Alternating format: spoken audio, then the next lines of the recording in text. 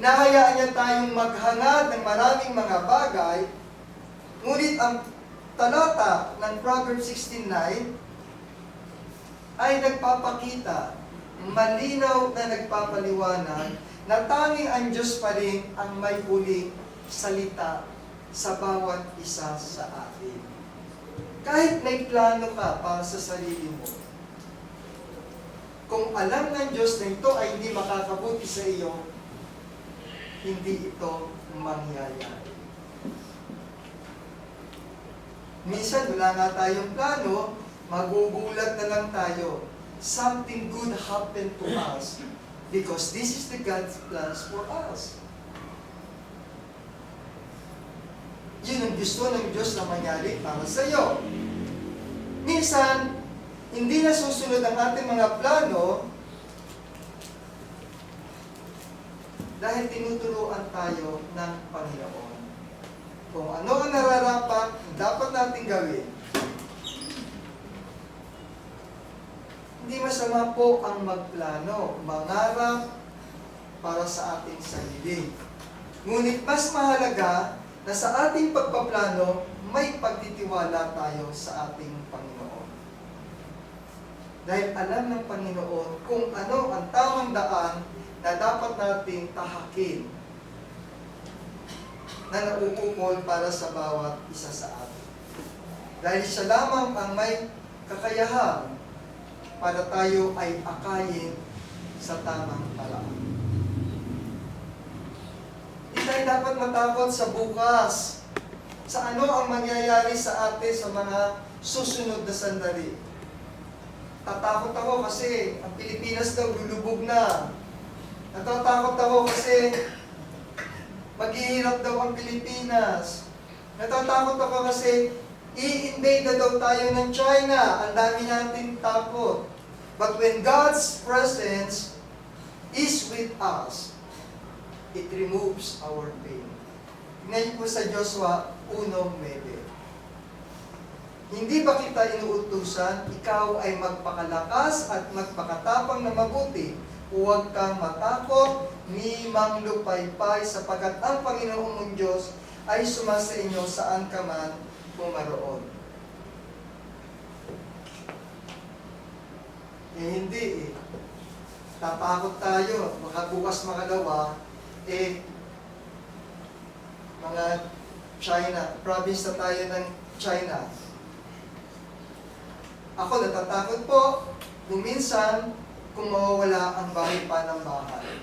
Yun lang po ang kinatatakutan ko sa buhay ko. Hindi po ako natatakot mamatay, hindi ako natatakot mawala ng trabaho, hindi ako natatakot sa ano po mga bagay. Minsan kahit yung pag-ibig ng mga anak ko, pamilya ko, mga mahal ko sa buhay, kung sila'y mawawala, ngunit kung ako'y mananatili sa Panginoon, paninindigan ko ang ating pananampalataya. Iiwan tayo niyan. Pero ang Panginoon, hindi tayo iiwan kapag tayo mananatili sa Kanya. Dahil ang ating mga lakas ay nagmumula lamang sa presensya ng Diyos. Hindi sa ating mga sari-sariling lakas. Pansinin niyo po ito. Deuteronomio 31:6. Dito po malinaw na sinasabi. Kayo'y magpakalakas at magpakatatag, huwag kayong matakot ni mga labot sa kanila, sapagkat ang Panginoong Diyos ang siyang himayakong kasama mo, hindi kanya iiwanan, ni pababayaan ka niya. Kaya kung naiisip yung nag-iisa kayo, wala kang asawa, wala kang anak, wala kang pamilya, wala kang magulang, ngunit kung ikaw ay nasa Panginoon, wala kang dapat ikatakot.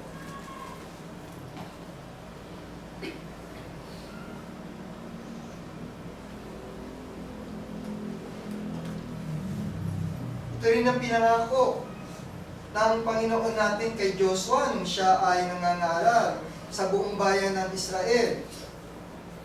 Na kung saan sinabi kay Joshua, natakot si Joshua noon. Hindi ko kaya ang binigay mong responsibilidad sa akin na magturo. Ngunit ano ang sabi ng Panginoon sa kanya? Hindi siya lalakad ng mag-isa. Ituturo niya ang daan kung paano siya makakapagturo ng tama, ng naaayon sa kagustuhan ng Panginoon. Basahin po natin ang Isaiah.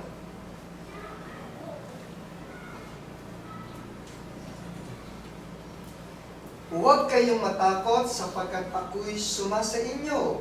Huwag kang manglupaypay sapagkat ako'y iyong Diyos, aking palalakasin ka. Oo, aking tutulungan ka. Oo, aking aalalayan ka ng kanang kamay ng aking katwiran.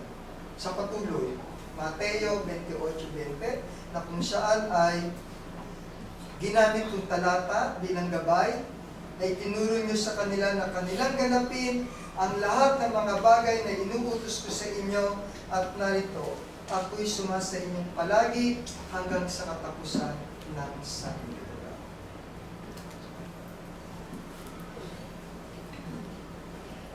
Madalas tayo natatakot kasi po sa maraming mga bagay. Pero lagi nating tatandaan na ang takot ay hindi galing sa Diyos. Hindi galing sa Diyos ang mga takot na mayroon tayo. Itinuturo ng banal na kasulatan na kung saan ang pananampalataya ay may kakayahang palitan ang takot sa puso natin. Ngayon, kung mababaw ang pananampalataya mo, ay di, madali kang magkakaroon ng takot. Kasi ang nasa isip mo, kapag ikaw ay may takot, ang takot ay nakatuon sa kung paano. Paano kung ako ay invalido? Paano ako kung ako'y maghirap? Paano kung ako ay mawalan ng pera? Doon nakatuon yung ating takot. Ngunit kapag ikaw ay may pananampalataya, ang puso, ang isipan ng bawat isa sa atin ay nakatuon sa Panginoon. Alam mo na kung saan, sa panahon ng iyong mga takot, papalitan ng Diyos ang iyong pananampalataya upang masolusyonan mo, maalis mo ang takot sa buhay. Kasi pinapahina ng takot ang pananampalataya ng bawat isa sa atin. Napansin niyo po ba yan? Ibig sabihin, kapag kayo may takot, mahina ang pananampalataya ninyo. Ngunit kapag kayo ay may pananampalataya, magkakaroon kayo ng kapayapaan, tapang at pag-asa sa buhay. Faith replaces our fear. Pinapalitan ng pananampalataya ang ating mga takot. Sapagkat hindi tayo binigyan ng Diyos ng Espiritu ng katatakutan, kundi ng kapangyarihan at ng pag-ibig at ng kahusayan. So, ibig sabihin, kapag may takot pa po kayo sa buhay, ay mababaw pa, maliit pa ang inyong mga pananampalataya. Kulang pa ang inyong mga pananampalataya. Anong dapat natin? Kaya po tayo naririto linggo-linggo. Hindi lang linggo-linggo. Araw-araw dapat. Na kung saan, dapat ang bawat isa sa atin ay magpalakas ng ating mga pananampalataya. Dahil sabi na po sa Hebreo 11:1, ngayon ang pananampalataya ay siyang kapanatagan sa mga bagay na hinihintay at katunayan ng mga bagay na hindi nakikita. Yun ang kulang kasi sa atin po kuminsan. Sumasamba tayo, dumadalo tayo, dahil sa practice ng family o hinahanap lang ng katawan,